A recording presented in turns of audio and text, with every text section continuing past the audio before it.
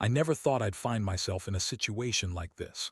Honestly, I've always believed that love and trust were the foundation of any relationship. My wife Lisa and I had been together for over 10 years, married for 8. We had a beautiful daughter, Emily, who was just about to turn 7. Life was busy, chaotic at times, but it was ours, or so I thought. From the beginning, things felt a little off lately. Lisa had been acting strange, distant, snappy, avoiding eye contact. She'd brush off my questions with some excuse about being stressed at work or needing more me time. I noticed her phone was always glued to her hand, and she'd take calls in the bathroom or lock it when I was around. Small things, but enough to make me wonder if something was going on. Still, I told myself I was paranoid, that every marriage goes through rough patches, that maybe I was just overreacting. Then came the day I decided to surprise her. I was coming home early from a business trip, thought it'd be nice to spend some time with my wife and daughter. I hadn't seen Emily in a few days, and I missed her little face. I was packed on my way back, feeling good about the weekend. I pulled into our driveway, unlocked the door, and stepped inside. The house was eerily quiet, and I thought maybe Lisa was out running errands or at her sister. But what I saw next made my stomach drop. I heard muffled sounds coming from the car. I froze for a second, then moved toward the driveway. What I saw was something I'll never forget. The minivan's back doors were slightly open, and there was Lisa, not alone. She was in the back seat, half sitting, half lying down, with a guy I didn't recognize. I could see their legs intertwined, and from the way they were pressed together, it was obvious they were doing more than just talking. But what hit me hardest was Emily, asleep in her booster seat in the back, oblivious to what was happening right in front of her. It was like a punch to the gut. I didn't want to believe it at first, thought maybe I was mistaken, but I could see enough to know she wasn't just talking or fooling around. They were definitely having sex, and the guilt hit me hard. How long had this been going on? How many nights had she snuck around with this guy, and Emily was none the wiser? I stood there frozen, watching the scene unfold. My heart was pounding, my mind racing. I felt a mix of shock, anger, and betrayal. How could she do this? To me, to Emily. It was like everything I thought I knew about her was crumbling in that moment. I was so stunned I almost couldn't breathe. I wanted to storm in there, pull her out, yell, scream, do something. But I didn't. I just watched, processing what I'd just uncovered. This wasn't some innocent mistake. This was an affair, and not just an affair, but with Emily right there, completely unaware. I kept my eyes on them as they finished, the woman brushing her hair back, Lisa trying to act nonchalant as if she hadn't just been caught. I saw her lips move, probably lying, probably making excuses in her head. I was standing there, trying to hold myself together, trying to figure out what I was going to do next. All I knew was I couldn't keep quiet anymore. The betrayal cut deep, worse than anything I'd ever experienced. I don't know how long I stood there before I finally snapped back to reality. It felt like an eternity, but I knew I couldn't just stay frozen, especially not in front of Emily. My daughter was still sound asleep, totally unaware of the chaos happening just outside her window. Part of me wanted to rush in, wake her up, and pretend everything was fine. But another, darker part of me knew I couldn't ignore what I'd seen. I was angry, hurt, and feeling like my entire world had just been shattered into pieces. I took a slow step back, trying to gather my thoughts. My hand trembled as I reached for my phone in my pocket. I knew I'd have to confront Lisa, but I wasn't sure what I was going to say yet. All I could think about was the trust I had given her, the vows we took, and how she'd just thrown all that away. I remembered all the quiet moments I'd shared with her, the times I'd trusted her with everything, only to realize she'd been lying to my face all along. I kept the phone hidden and decided to wait. I wanted to catch her in the act again, to have proof, to make sure I didn't just lose my mind over a moment of paranoia. I crouched behind a bush near the driveway, trying to stay invisible, trying to process everything. My mind kept circling back to Emily, how she was sleeping so peacefully in the back seat, blissfully unaware of the betrayal happening just a few feet away. That realization hit me like a punch to the stomach. My daughter was innocent in all of this. She didn't deserve to be caught in the crossfire of her mother's lies and infidelity. As I sat there, I started to notice things I hadn't before. Lisa's behavior over the past few weeks made a lot more sense now. She'd been more secretive, more irritable. She'd gotten defensive when I questioned her about her phone or her whereabouts. She'd even snapped at Emily when she asked about dinner plans or when I tried to schedule some family time. It all seemed to point to her hiding something, but I had no proof, just gut feelings, which now felt painfully accurate.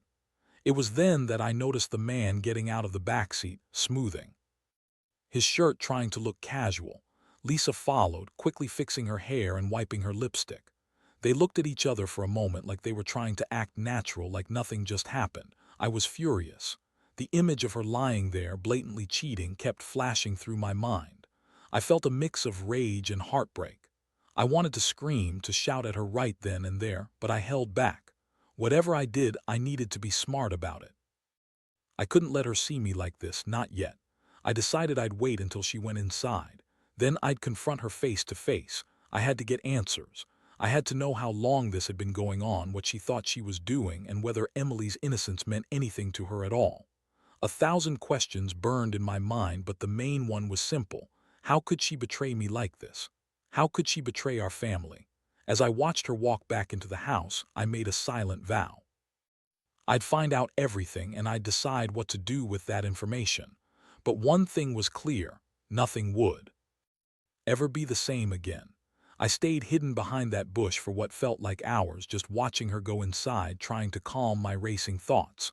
My stomach was twisted up and my head was pounding with a million questions I couldn't answer. I kept replaying everything I'd seen over and over. The way she looked, her face flushed, her hair a little disheveled, like she was trying to hide her guilt. The way she clung to that guy, like she was trying to pretend nothing was wrong.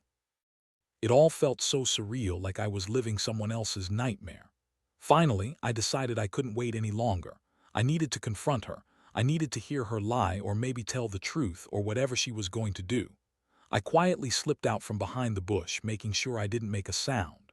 The driveway was dark and the house was silent, except for the faint hum of the air conditioner. I crept to the front door and hesitated for a second, gathering my courage.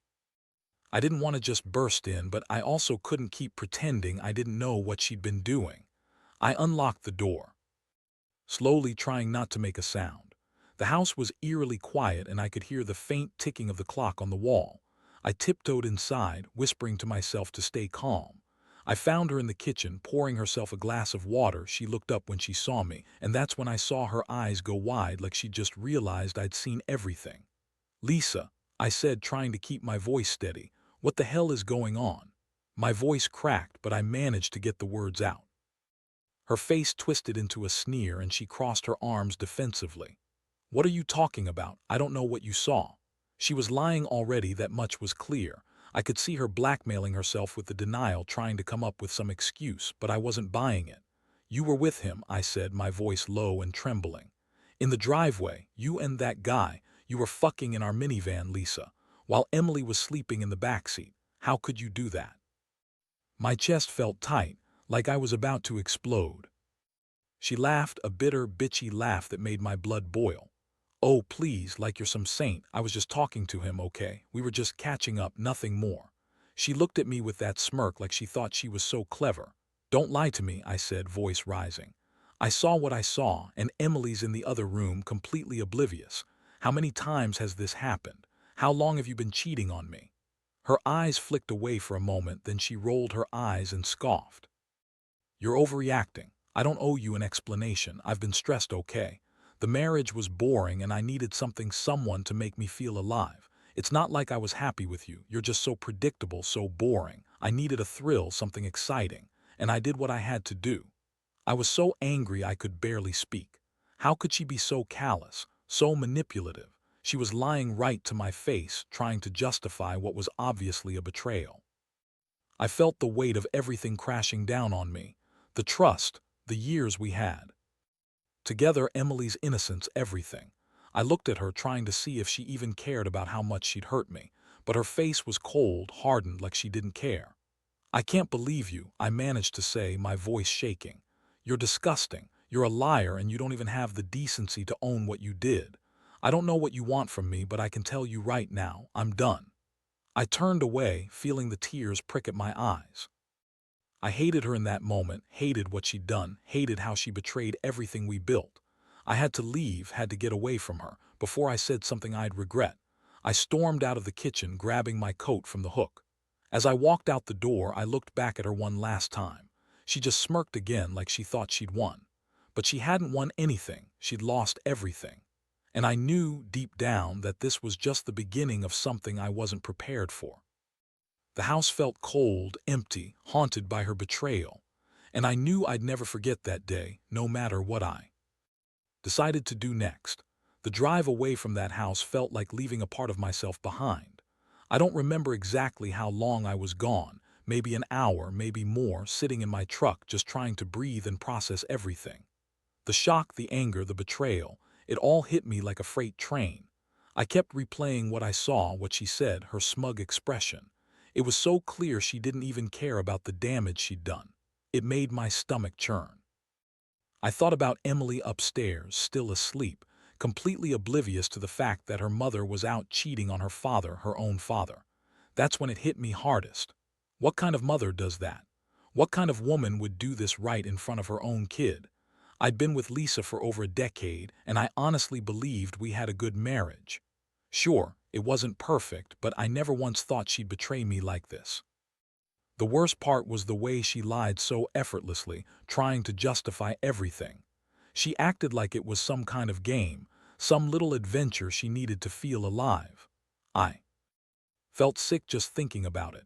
I started to question everything, the foundation of our relationship, our vows, our daughter's future. Was I ever enough?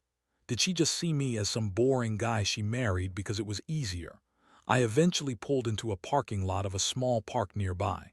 I needed space, a moment away from the chaos. I turned off the engine and just sat there, staring at the empty playground. My mind was racing and I couldn't stop thinking about what I was going to do next. Was I going to confront her again, or just pack my things and leave? Part of me wanted to scream at her to demand answers, but I knew it wouldn't change anything. She lied her way out of it like she always did. Then I thought about Emily. She was sleeping upstairs, innocent and unaware. I felt like I'd just betrayed her as well. How could I let this happen? How could I let her grow up in a world where her mother cheated on her father? It wasn't fair to her. No child deserves to have her family torn apart like this. It wasn't enough that Lisa cheated, she was also breaking Emily's world, and that realization made me feel even more alone and helpless. I sat there for a while, trying to come to terms with it all. I didn't want to make any rash decisions, but I also knew I couldn't pretend nothing had happened. I had caught her red-handed, and she'd lied to my face. That kind of betrayal isn't something you forgive overnight. I felt betrayed, humiliated, and utterly lost. I thought about talking to someone, maybe a friend or a lawyer, but honestly I was in shock. My mind kept circling back to the same question. How had I missed all the signs? Why didn't I see it coming? Did I do something wrong? Or was she just always like this, hiding her true self? As I sat there, I realized I couldn't stay there forever. The world outside was moving on, and I had to choose what to do next. I knew I couldn't keep pretending she was innocent or that this was some kind of mistake. The truth was painfully clear. Lisa had been cheating on me with her swimming coach, David. It had gone on for months, maybe longer. And the worst part, she didn't even seem sorry. Instead, she acted like she was the victim, like I was overreacting. That's what made my blood boil, the blatant disrespect, the callousness. I made a promise to myself that day in that parking lot. I wouldn't let her get away with it. I wouldn't allow her to continue lying and manipulating. I'd find a way to stand my ground for me and for Emily. After all, she was the innocent party in all this mess. Whatever I decided, I knew I had to do something drastic. I couldn't stay silent. I wanted justice, and I was going to get it one way or another. The pain was fresh, but I also felt a strange sense of clarity. I was done being the naive husband who believed in fairy tales. From this moment on, everything was going to change. After that day at the park, everything felt different. I could feel the weight of the betrayal pressing down on me, but I also knew I couldn't let it crush me. I spent the next few days trying to piece everything together. I needed solid proof, something concrete that I could use to confront her with. I started snooping through her phone, her emails, anything that could give me more clarity. It was relentless, but I had to be sure. What I found was worse than I expected.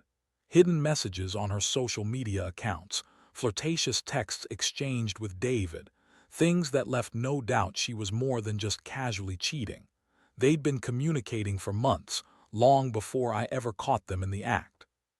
Some of the messages were downright explicit, talking about how badly they wanted each other, how secretive they had to be, and how she dreamt about the next time they'd meet. It was all there, staring me in the face. The woman I married had been lying to me every single day, hiding this affair behind a facade of normalcy. The next step was confronting her again. I knew I couldn't just do this at home, not without a plan. I wanted her to see that I was serious, that I knew everything. I arranged for us to meet in a public place, a coffee shop nearby, away from Emily and the house. I wanted to keep her on her toes, make her realize she couldn't manipulate her way out of this one. When she arrived, she looked annoyed, like I was bothering her. Her bitchy attitude immediately came out, and she tried to brush off my questions with her typical defiance. "Look, I don't know what you want, but I'm not going to sit here and justify myself," she snapped. "This is none of your business. I'm a grown woman and I can do what I want." Her eyes were cold and her words felt like knives. I was furious. I told her I had proof, screenshots, messages, everything, and that I knew she was cheating for real. Her face twisted into a sneer, and she started lying again, claiming I was mistaken, jealous, paranoid. She insisted they were just friends, that nothing had happened, that I was overreacting. I didn't buy her act. I told her I wasn't interested in her excuses anymore, that I knew about David, about the secret texts, about how she'd been sneaking around behind my back. Her reaction was so dismissive, so smug, that it made me want to scream.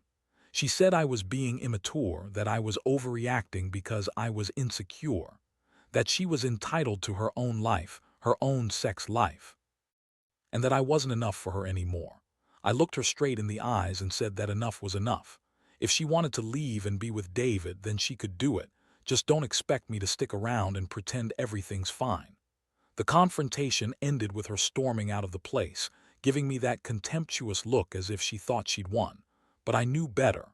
She hadn't won anything. I had finally faced the truth, and I was determined not to let her manipulate me anymore. I told myself I'd find a way to protect Emily and myself from the wreckage she'd caused. The hurt was still raw, but I was starting to feel a tiny flicker of resolve. She had crossed a line and there was no going back. That night I sat alone in my apartment trying to process everything. I was angry at her, angry at myself for believing in the perfect marriage for so long. But mostly I felt betrayed, by someone I loved, by someone I'd trusted with my whole heart. I also felt a strange sense of relief. Relief that I finally knew the truth, that I could start making decisions based on reality instead of illusions. I knew there would be a lot to figure out moving forward. Whether it was divorce, therapy, or some kind of reconciliation, I didn't have the answers yet. But one thing was clear: I wasn't going to keep pretending everything was okay. Lisa had made her choice, and now I had to decide what my next move would be. In the days that followed, everything felt like a blur. I was caught between relief and devastation, trying to figure out how to move forward. I finally sat down with Emily one afternoon, watching her build a tower with her favorite blocks. She looked up at me, innocent and unaware of the chaos that had unfolded. I couldn't help but feel an overwhelming blend of guilt and heartbreak. How had I missed so many signs? How had I let it get this far? All those nights I'd been busy with work, all the moments I thought we were happy, I now saw them in a different light. I knew I had to make some decisions. I couldn't stay in this house with Lisa anymore. The trust was broken beyond repair. I didn't want Emily growing up in a home full of lies and betrayal, so I moved out. Not immediately. There were a lot of legal and emotional things to sort through, but I told her I needed time to think, to figure out what was best for me and Emily. It wasn't an easy choice, but I knew it was necessary. I wanted to be honest with my daughter, to shield her as much as I could from the mess her mother had made. Lisa, of course, acted like she was the victim. She threw fits, trying to guilt me into staying, calling me insecure and jealous. She said I was overreacting and that I was ruining everything, but I saw right through her. She didn't care about the damage she'd caused. She only cared about herself, about continuing her affair with David. I refused to be manipulated anymore. I was done giving her the benefit of the doubt. Over the next few weeks, I focused on my daughter and rebuilding my own life. I started seeing a lawyer for the divorce, and I reached out to a counselor to help me process everything. The pain didn't go away, but I knew I had to be strong for Emily's sake, if nothing else. I also decided to cut ties with Lisa completely. No more pretending, no more false hope. I wanted to be a better father, someone she could look up to, someone who could show her what real love and honesty looked like. Looking back, I realize I've learned some hard lessons. Trust isn't something you should take for granted. People can surprise you in the worst ways. And sometimes, the only way to protect yourself and your family is to walk away from the lies and start fresh. It's not easy, and it hurts like hell, but I believe I made the right choice. Emily deserves a stable, honest environment, and I refuse to let her grow up thinking that betrayal, manipulation, and lies are normal parts of love. So here I am, a single dad trying to piece his life back together. I still get angry sometimes, still wonder how I missed everything for so long. But I also know I'm stronger than I thought. I've seen the depths of betrayal and I've come out the other side. I hope my story serves as a warning to others. Trust is precious, and sometimes it's worth fighting for. But when that trust is broken beyond repair, the best thing you can do is walk away, find your peace, and start rebuilding from the ground up. Because some things, like true love and honesty, are worth fighting for, and some things, like betrayal, are too costly to ignore.